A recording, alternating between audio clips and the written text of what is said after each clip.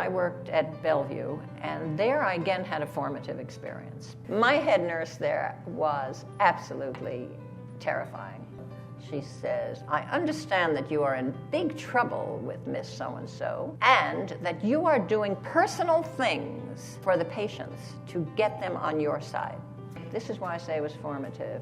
Just out of my head, I was able to tell her what nursing was. I didn't start with I. That's a big learning, not starting with the word I and starting with the patient. I said, you're totally wrong. These patients need, and then I went into a little litany. Basically, that's my philosophy. You're not silent. And that you make sure that you use your voice every place that it counts, and even when it doesn't count, because you're not always sure when it counts. Now, let me just tell you how I use my voice. I have been on 4 corporate boards when I quit.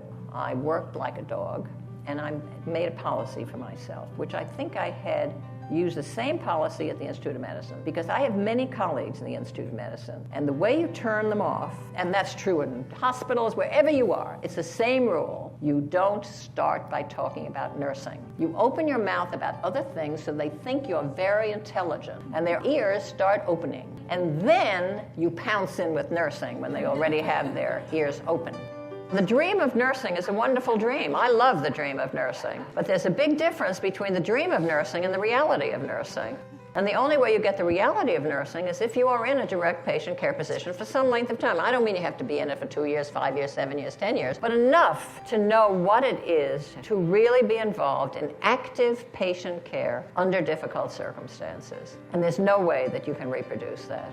I really believe in being with patients and also being with students. And now maybe being with students is not quite as important as being with patients, but I think the cohort that you are with remains with you for life. And what you learn in being in a cohort is very, very important for your future.